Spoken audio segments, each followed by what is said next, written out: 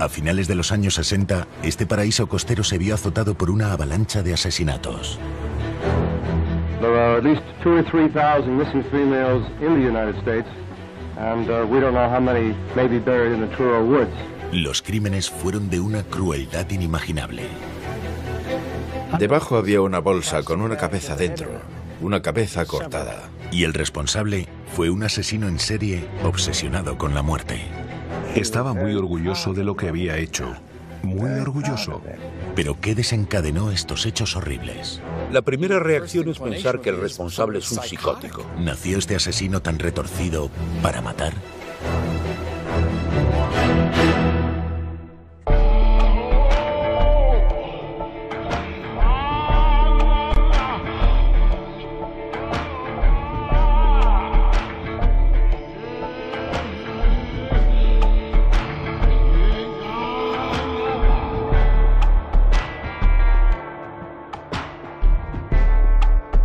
¿Nacidos para matar?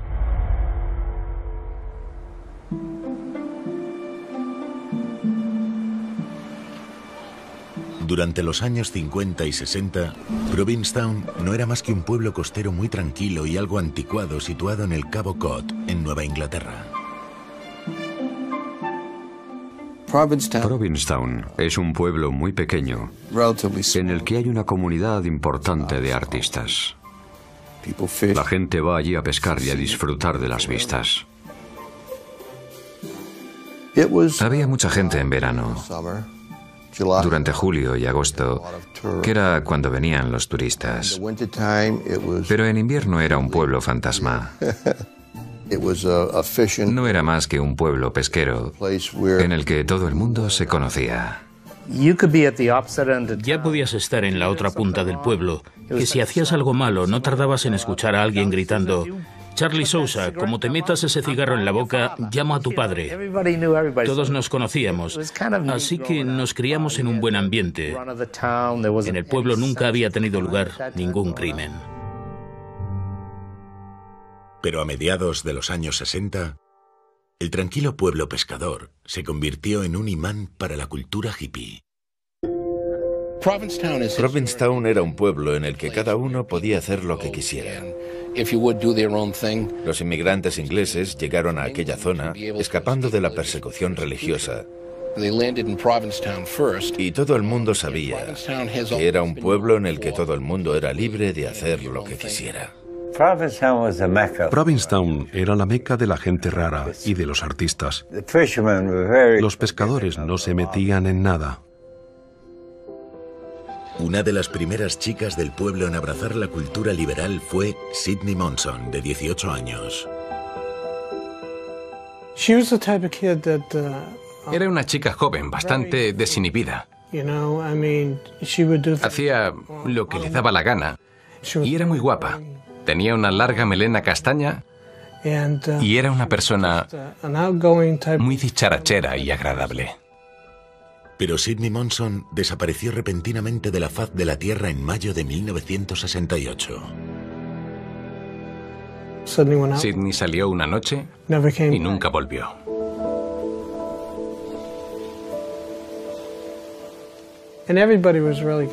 Todo el mundo empezó a preocuparse, porque fue como si se esfumase. Algunos pensaron que la desaparición de Sydney estaba relacionada con los tiempos que corrían. En aquella época de libertad, los jóvenes se iban de su casa sin decirles nada a sus padres. Era algo bastante común. La gente pensó que Sydney había conocido a alguien y que estaría por ahí haciendo sus cosas o algo por el estilo. Pero los días empezaron a pasar y la gente comenzó a extrañarse. Y Sydney no fue la única que desapareció de la zona de Cabo Cod. 8 meses después, 2 chicas jóvenes de Rhode Island desaparecieron tras alojarse en una pensión de la ciudad. Las 2 chicas de Rhode Island que desaparecieron, Mary Ann Wysocki y Pat Walsh, habían ido a pasar el fin de semana. Nunca volvieron a acudir al trabajo y sus padres denunciaron su desaparición.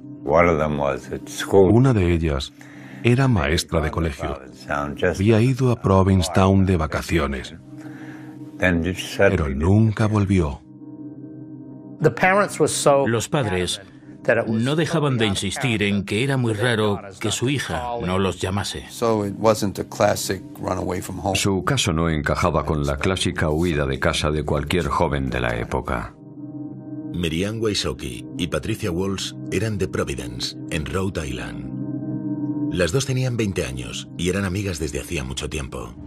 Y en cuanto la policía se puso a investigar su desaparición, entró en escena el nombre de un habitante del pueblo. Algunas personas afirmaron haber visto a las chicas con Tony Costa. Fue la última persona a la que vieron con ellas, y eso siempre hace pensar que podría tener información de vital importancia. Al detective Bernie Flynn y al policía estatal Tom Gunnery se les asignó la misión de buscar a estas dos jóvenes desaparecidas. Empezamos registrando la habitación en la que se habían alojado y la pensión. Y resultó que Anton Costa también tenía una habitación allí. Anton, o Tony Costa, era un joven de 24 años que desde siempre había llamado la atención de esta tranquila comunidad de pescadores. Recuerdo que cuando era pequeño siempre iba a lo suyo. No se relacionaba con nadie. Siempre estaba solo. Era bastante solitario y muy diferente. Recuerdo que le gustaba mucho la taxidermia.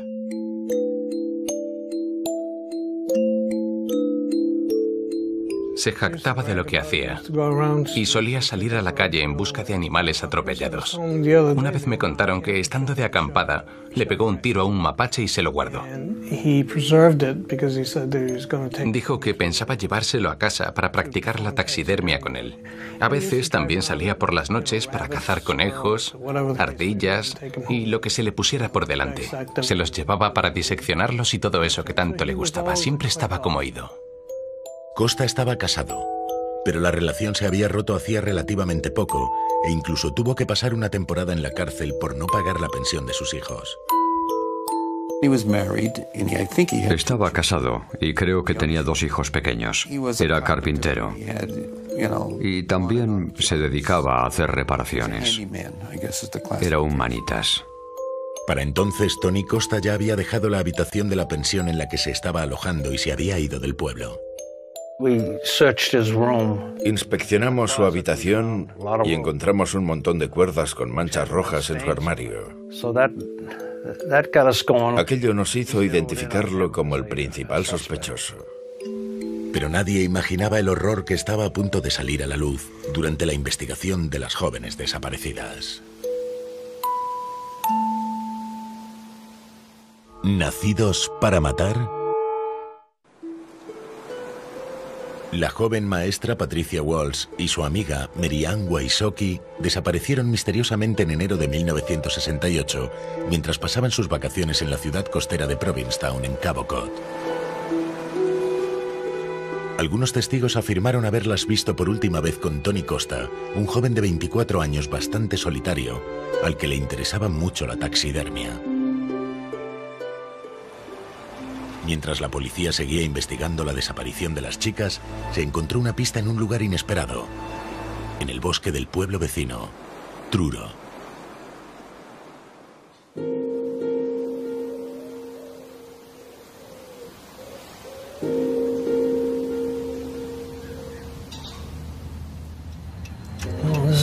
Ya estamos en el cementerio de Pine Grove.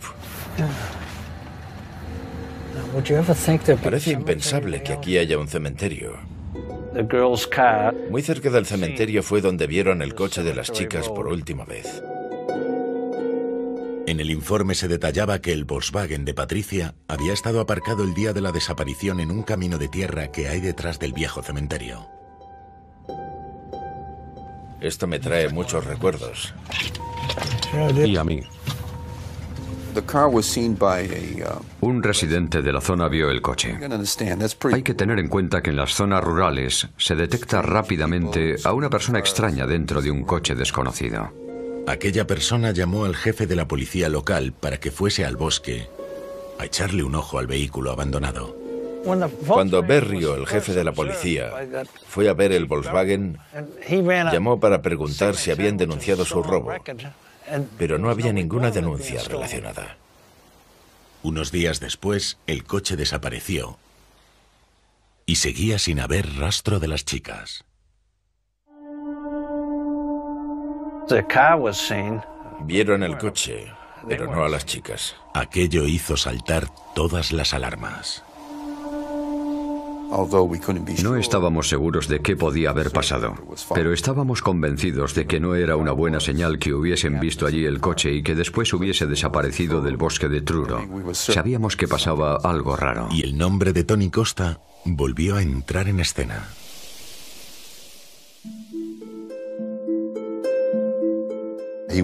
Mucha gente lo vio conduciendo el coche. Y un presupuesto que Tony había pedido en un taller del pueblo levantó todavía más sospechas. Tony quiso saber cuánto valía pintar o repintar el vehículo. Pero para entonces, el joven Manitas ya había desaparecido del pueblo, cosa que a nadie le resultó extraña. Creo que en aquel momento consumía drogas. A finales de los años 60 no era algo tan raro. Y este tipo de gente solía coger un avión para ir a California o a Nueva York, sin pensárselo dos veces. No era tan raro que desapareciesen. Pero Tony Costa no era un hippie de esos que se largaban sin más. El poeta y taxidermista aficionado se consideraba todo un intelectual. Tony era una persona muy inteligente. Cuando no iba hasta las cejas, hablaba muy correctamente y se notaba que era muy listo. Recuerdo que tuvimos varias discusiones. Si hablabas de algo con él, siempre quería tener la razón. No había término medio con Tony. Fuese cual fuese el tema, él siempre tenía la razón. Por eso acabó siendo tan solitario, porque a nadie le apetecía tener nada que ver con él. Sin embargo, Tony Costa podía llegar a ser todo un seductor para algunas jóvenes, gracias a su porte físico y a su palabrería. Las chicas se sentían atraídas por él, porque en realidad era muy guapo. Parecía un muñeco de porcelana. Una chica del pueblo, Bonnie Callis, vio a Costa mientras trabajaba en la consulta médica de su padre. Lo vi cuando entré a trabajar por la mañana y lo volví a ver cuando salí. Sé que estaba pintando la fachada del edificio porque recuerdo haberme agachado para que no me cayese pintura. A él le encantaban las mujeres. Yo tenía unos 17 o 18 años y Tony le preguntó a mi padre quién era. Mi padre le dijo, es mi hija, así que déjala en paz. No quiero que te acerques a ella. No era el yerno ideal para ningún padre. En aquel momento empezó una investigación a fondo detrás del viejo cementerio de Truro, donde se había visto el coche de las chicas. Empezamos a buscar a las dos chicas desaparecidas en el bosque porque no sabíamos qué había podido pasarles. Había un equipo de búsqueda, rangers del Parque Nacional, policía local, policía estatal, un montón de perros y una avioneta rastreando la zona. Una vez que empezamos a investigar, tardamos poco en encontrar cosas. Al policía estatal Gunnery le llamó mucho la atención un surco sospechoso que divisó en el suelo del bosque. Era un agujero así de profundo y no lo habían rellenado del todo. Estaba a unos 3 metros de la carretera. Empecé a cavar y enseguida vi un bolso de viaje verde. Debajo del bolso había varias partes de un cuerpo.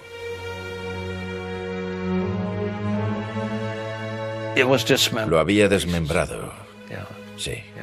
This was the grave that was found. After probing, we found the remains of an unidentified body of a girl. El cuerpo estaba dividido en 8 partes y le habían extraído los órganos sexuales. Pero el cadáver no era ni de Patricia Walsh, ni de Mary Ann Wysocki, ni de Sidney Monson. Más tarde supimos que era Susan Perry. La joven Susan Perry, de 19 años, llevaba más de 5 meses desaparecida. Su familia vivía en Provincetown y ella también. Si mal no recuerdo, Tony estaba saliendo con ella en el momento de su desaparición. Aunque se había ido de la ciudad, relacionaron a Tony Costa con la desaparición de Patricia Walsh y de su amiga Mary Ann Wysocki, porque algunos testigos lo vieron conduciendo su coche. Pero de repente volvió al pueblo de manera voluntaria para defender su inocencia. Le preguntamos dónde había visto a las chicas por última vez y nos dijo que se iban a Montreal porque una de ellas quería abortar. Hablar con él era como jugar al gato y al ratón. Las versiones que daban nunca coincidían. Nos dijo que las chicas le habían dado su coche porque querían escaparse a Canadá. Pero luego dijo que se lo había comprado. Pero los investigadores estaban convencidos de que Costa estaba involucrado en los sucesos y que intentaba alejarlos de la escena del crimen. Cambiaba su versión de los hechos muy a menudo e intentaba cubrirse las espaldas. En otras palabras, pensaba que era más listo que nosotros. Tony Costa llegó a Provincetown durante su último año de instituto.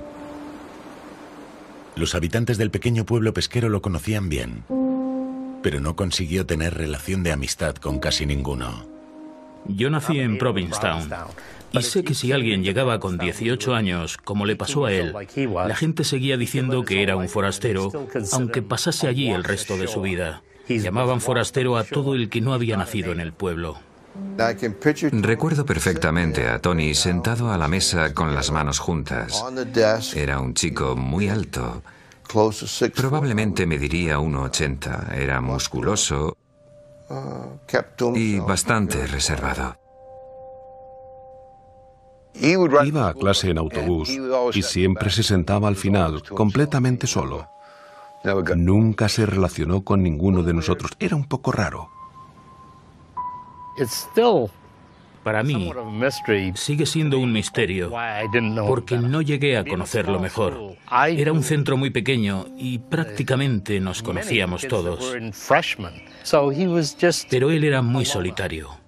La familia de Tony Costa era de Provincetown, pero él se crió en la zona de Boston. Su padre trabajaba en la marina, pero se ahogó estando de servicio. Más tarde se le diagnosticó un trastorno esquizoide de la personalidad. Hay personas a las que les gusta estar solas, que son incapaces de relacionarse con nadie y que acaban desempeñando trabajos en los que no necesitan compañía. Las personas con trastorno esquizoide no suelen apreciar las relaciones familiares, ni son capaces de sentir empatía con sus amigos. Prefieren estar solas y no les interesa para nada estar en contacto con la sociedad. Pero puede que hubiese otro motivo para que Tony Costa no se relacionara con los jóvenes de su edad. Se comentaba que había dejado Boston por algo terrible.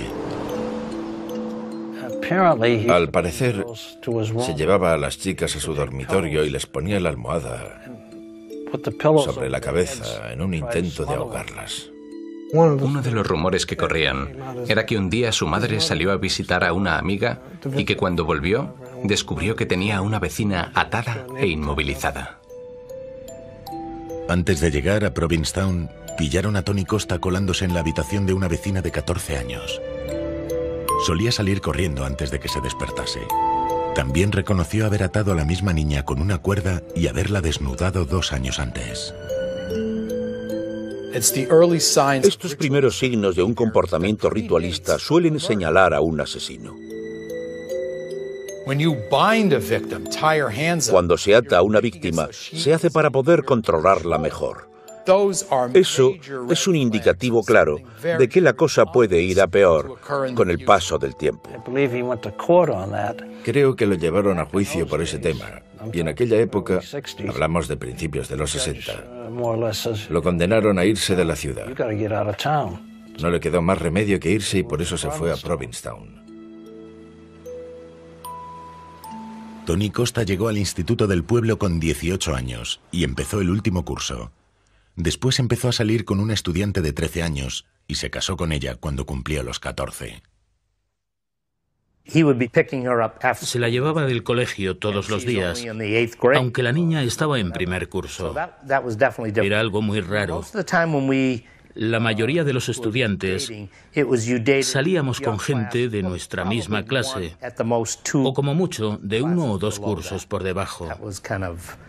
Más de 2 años de diferencia ya era para alarmarse. Un hombre de 20 años lo tenía muy fácil para controlar a una niña de 14, y eso era precisamente lo que él buscaba.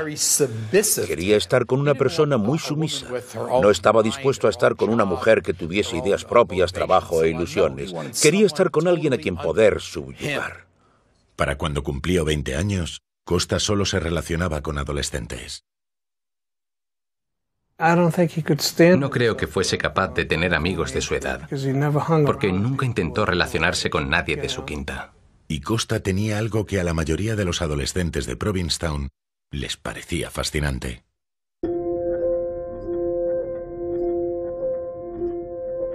Solía fumar muy a menudo y cultivaba su propia marihuana.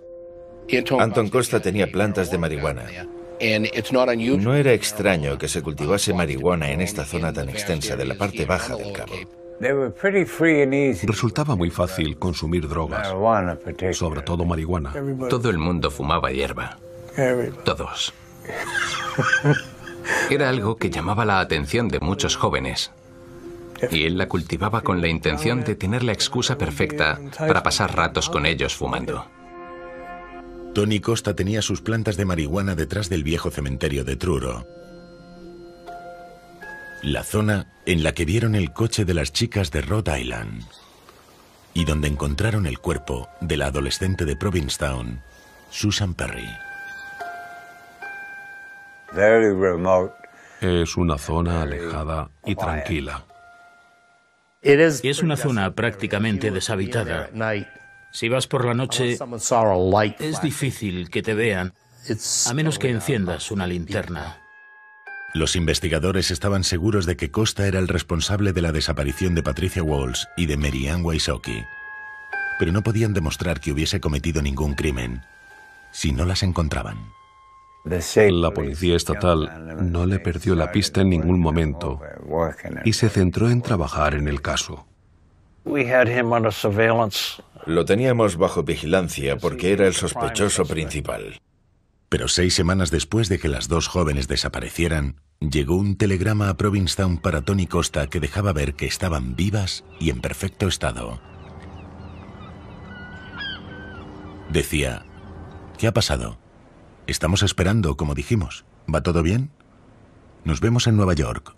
Un beso de Pat y Mary Ann. Pero aquel telegrama no era lo que parecía. ¿Nacidos para matar?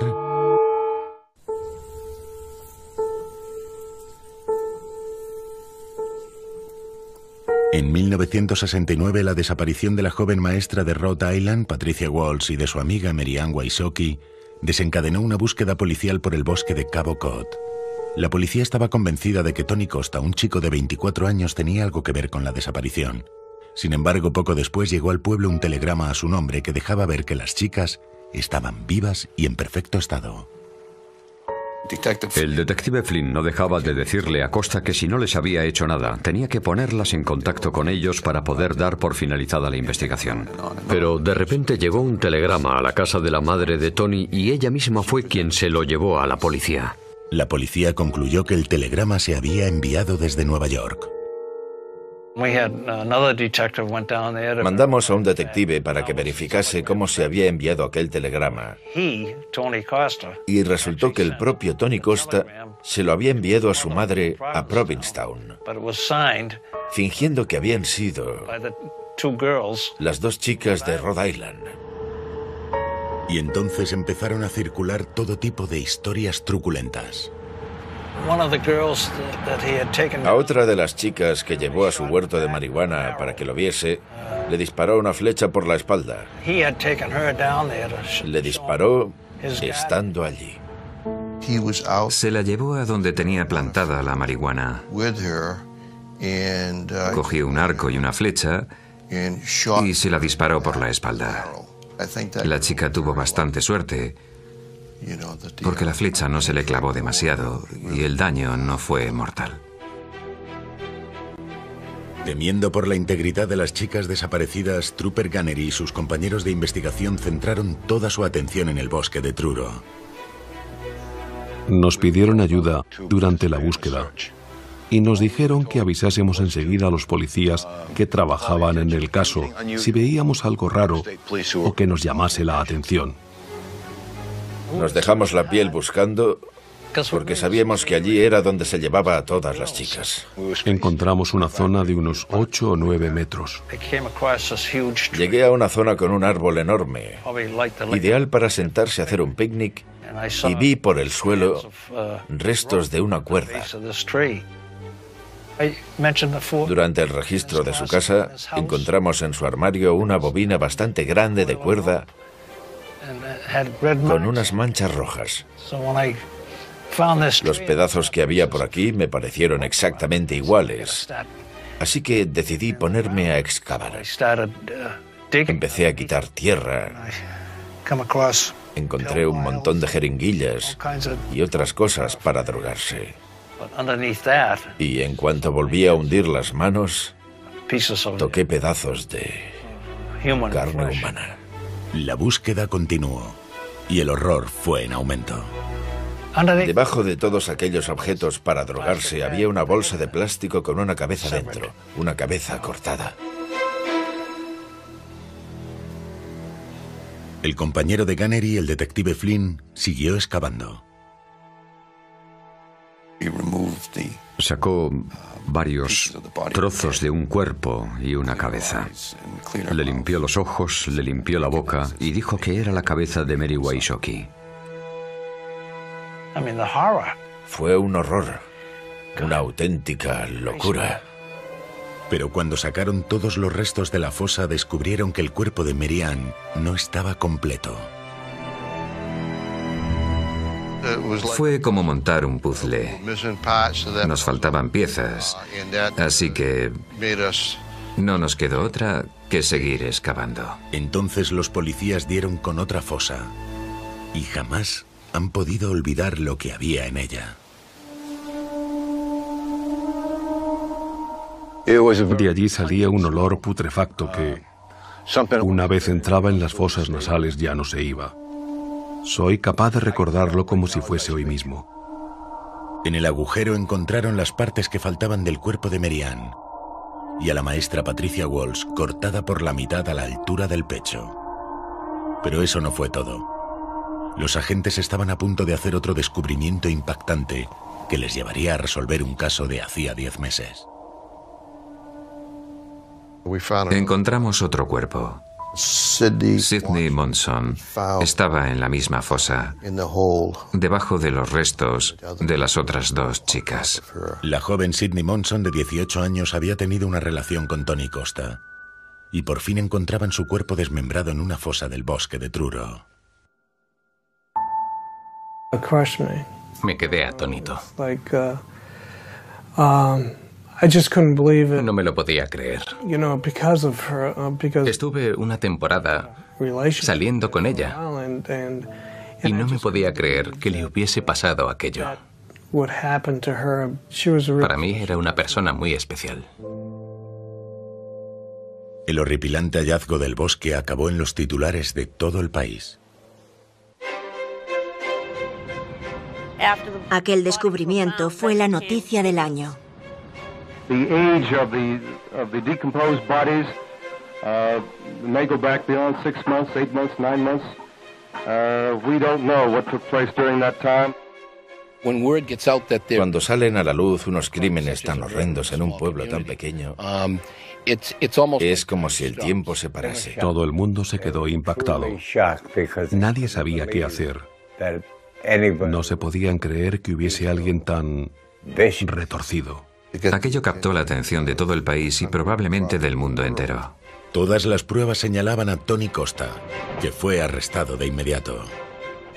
There are indications that there are teeth marks on some of these parts of these dismembered bodies. Los detalles de la autopsia revelaron que lo que les había pasado a aquellas jóvenes era aterrador. Cuando ves las partes de un cuerpo recién desenterradas y manchadas, mientras les hacen fotos, no se aprecia qué son en realidad. Pero tenerlas encima de una losa blanca en la morgue, después de haberlas limpiado, y ver el horror que se refleja en sus rostros o la expresión de haber muerto gritando, es algo que no se olvida tan fácilmente. No se puede olvidar. En mi época presencié todas las autopsias que tenían lugar en Provincetown y vi muchísimas cosas, pero aquella fue la peor, sin ninguna duda. El descuartizamiento fue la prueba de que aquello era obra de una mente muy retorcida. Enterrar un cuerpo entero es muchísimo más fácil que desmembrarlo antes de enterrarlo. Esa acción requiere mucho tiempo, mucho esfuerzo, fuerza bruta y herramientas. Así que el hecho de que desmembrara los cuerpos tenía que ser importante para él, y no algo meramente funcional. Si quieres poseer a alguien por completo, qué mejor manera que cortar su cuerpo en varios pedazos y llevarte uno de recuerdo. Para un asesino que ansía seguir en contacto con sus víctimas, incluso después de matarlas, es algo fundamental. Imaginad el horror que tuvieron que vivir. Aquí no hay nadie que pueda escucharte. Además de haber desollado algunas de las partes de los cuerpos, Tony Costa también les había retirado en algunos casos los órganos internos. Durante una época de su vida, le interesó mucho la taxidermia y sentía fascinación por los animales muertos. Le encantaba observar los órganos internos, abrirlos, vaciarlos y volver a rellenarlos con cualquier cosa. Eso fue exactamente lo mismo que hizo con sus víctimas, las mutilaba de forma terrible. Hay que tener en cuenta que lo que una persona hace se ve influenciado por su personalidad y no al revés. La personalidad de los individuos no se desarrolla en relación a sus actos, sino que sus actos se basan en su forma de ser. En su caso, su morbosa obsesión con la muerte fue el desencadenante. Los habitantes de Cabo Cod empezaron a recordar las cosas extrañas que habían visto a Costa hacer. Vivía en la tercera planta de una casa al norte de Truro y de repente se dieron cuenta de que los gatos de la zona empezaron a desaparecer. Al final, se descubrió que era él quien se los llevaba. No sé exactamente para qué, pero estoy seguro de que los pobres gatos tuvieron que pasarlo mal. Pero el impulso asesino de Tony Costa no solo estaba relacionado con su pasión por la muerte. Lo que está claro es que las mató a todas antes de forzarlas sexualmente. Mientras el joven de 24 años se enfrentaba a un juicio, la prensa de todo el país llegó a la zona movida por la terrible naturaleza de los crímenes. There are at least 2,000 or 3,000 missing females in the United States, and we don't know how many may be buried in the Truro woods. Creo que disfrutaba siendo el centro de atención, y está claro que lo era. Durante el juicio obligaron a Costa a volver a la carretera del cementerio y a la escena de los crímenes. Recuerdo cuando volvimos aquí con él y con todo el jurado. La zona parecía una ciudad, con todas esas luces y con tantos coches de policía. La impresión que me dio fue que estaba muy orgulloso de lo que había hecho, pero que muy orgulloso. Costa negó haber cometido los crímenes. Sin embargo, su abogado mencionó que su consumo habitual de drogas había afectado terriblemente a su comportamiento. Su abogado lo defendió en el juicio diciendo que se había vuelto loco debido al consumo de drogas. Su adicción a las pastillas le hizo incluso entrar a robar en la consulta de su médico. Presuntamente llegó a robar en la consulta del Dr. Callis, en Wellfleet. Robó bastantes medicamentos de la consulta. Esa de ahí es la puerta de atrás, que da directamente a la sala de urgencias. Y la puerta doble es por donde entraba la ambulancia. Tony entró a robar por aquí, por esta ventana de la parte de atrás. En la sala había un armario de unos 3 metros, que estaba cerrado con llave. Y ahí era donde se guardaban todos los medicamentos. Se llevó una enorme cantidad de medicamentos, y la defensa de Costa alegó que ellos fueron la causa de su terrible comportamiento. Está claro que las personas pueden actuar de forma agresiva al estar bajo los efectos de las drogas. A lo largo de la historia, ha habido varios asesinos en serie a los que les ha sucedido eso. De hecho, uno de ellos se entregó a la policía porque mató a varias personas a las que no quería matar por culpa de las drogas. Puede ocurrir, pero ¿puede una persona normal matar en esas circunstancias? No, para nada. Pero sí lo puede hacer alguien que alguna vez se haya planteado matar o cometer otros crímenes. La droga inhibe a las personas casi por completo. Su abogado intentó buscar una explicación a lo que había hecho su cliente. Tenía problemas mentales y era adicto a las drogas, pero eso no jugó un papel importante en los crímenes. En todo caso, las drogas pudieron tener un papel secundario porque le hicieron desinhibirse. La mayoría de individuos de este tipo beben alcohol, fuman marihuana o algo por el estilo antes de hacer lo que quieren hacer. Las drogas no son la causa de ese comportamiento, sino que les ayudan a desinhibirse y a cometer los crímenes. Pero el comportamiento de Costa en el juicio dejó a la vista que no tenía nada de perturbado. Estaba un poco alterado, pero no era un psicótico, y creo que lo dejó bastante claro durante el juicio. Era frío y arrogante. Nunca olvidaré su imagen sentado en el banquillo de los acusados y sin dejar de tomar notas. No paraba de escribir. No tenía sentimientos, no sentía nada. Entonces Costa tomó una decisión que a su entender podía ayudarle a ganar el juicio. Insistió en que le dejaran levantarse para decir unas palabras. ¿Nacidos para matar? Tras encontrar 4 cuerpos mutilados en un bosque cercano a Provincetown, arrestaron y llevaron a juicio a un vecino de la localidad, Tony Costa. Su abogado decidió argumentar en su defensa que el comportamiento de Costa se había visto alterado por las drogas, y el acusado tomó entonces la decisión de dedicarle al jurado unas palabras de su propia cosecha. Lo primero que pretendía hacer era encandilar al jurado, lo segundo, tener el control de la situación, y lo tercero, como buen narcisista, dirigirse a su público, convencido de que no había nadie capaz de defenderlo o de explicar su versión de los hechos mejor que él mismo. Este tipo de personas piensa que esa es la mejor manera de tenerlo todo bajo control.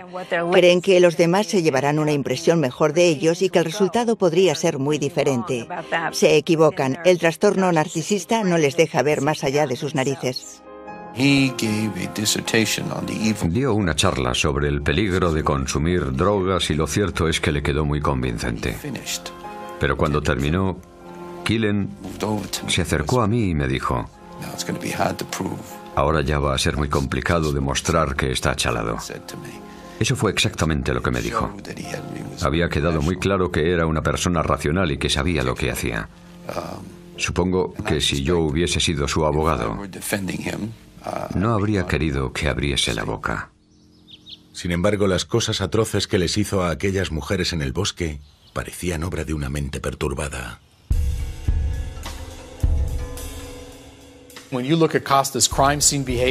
Es importante analizar el comportamiento de Costa en la escena del crimen. Coger el corazón de alguien y colocarlo donde antes estaban sus genitales es mutilar de una manera aberrante un cuerpo. Al ver eso, lo primero que pensamos es que tiene que ser un psicótico. Pero en su caso estaba muy claro que no era así. Desde luego no era una persona normal y tenía problemas mentales, pero dudo mucho de que escuchase voces o que viese cosas. Si se observa el comportamiento de Costa, es fácil darse cuenta de que ese individuo tenía unas fantasías muy primitivas y muy extrañas. Yo me horroricé al escuchar los detalles más cruentos de sus crímenes, al igual que el jurado y que todos los demás. Pero Tony ni se inmutaba. Su familia protestó ante el hecho de que se mostraran las fotografías de los cuerpos mutilados, pero él dijo que quería verlas. Quería ver cómo había quedado su trabajo.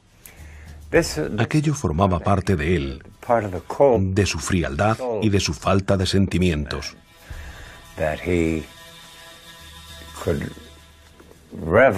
Quería sentir el placer de revivir los sucesos. Finalmente, el jurado decidió que Tony Costa sabía perfectamente lo que hacía cuando mató a aquellas 4 jóvenes que encontraron en el bosque. Y todos pensaron, aunque no lo pudieron demostrar, que era el responsable de otros muchos asesinatos. ¿Pero qué le hizo capaz de cometer tales atrocidades? ¿Nació Tony Costa para matar? A mí se me hace muy duro pensar que haya gente que nace para matar.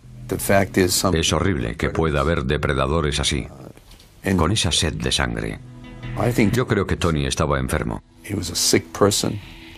Pero también creo que diferenciaba muy bien el bien del mal. Yo creo que las drogas sí afectaron a su personalidad y que tuvieron que ver con las cosas que hizo. Pero también pienso que, de alguna forma, tuvo que nacer con la mente programada para asesinar, para matar y todo eso. Lo que le hizo a aquellas chicas fue horrible. No es que les pegase un tiro y que las enterrara, sino que las descuartizó y les hizo cosas horripilantes. Algo tenía que funcionarle mal en la cabeza para hacer lo que hizo. ¿Psicótico? No. No creo que viera la realidad distorsionada, pero está claro que no era una persona normal. No creo que Tony Costa naciese para matar, pero se dieron muchos factores en su vida que desembocaron en esa situación. Le interesaba mucho la muerte y todo lo que la rodeaba de una forma bastante morbosa y perversa. Eso podría no haber sido más que una fantasía durante toda su vida, pero él decidió pasar a la acción. ¿Estaba predestinado a hacer estas cosas? No lo creo, pero a la vista está que sí lo hizo. ¿Había un componente neurológico muy importante con respecto a lo que le excitaba sexualmente? Yo diría que sí. La mayoría de gente con esas características tan peculiares nunca llega a pasar a la acción. Pero Costa sí lo hizo. Era el demonio en persona. No tenía corazón, no tenía empatía, no tenía sentimientos y tampoco tenía compasión. Nunca he visto a nadie como él. Era prácticamente un autómata. Era un chico muy extraño. Y como ya he dicho, era el mismísimo diablo. En 1974 encontraron a Tony Costa ahorcado en su celda.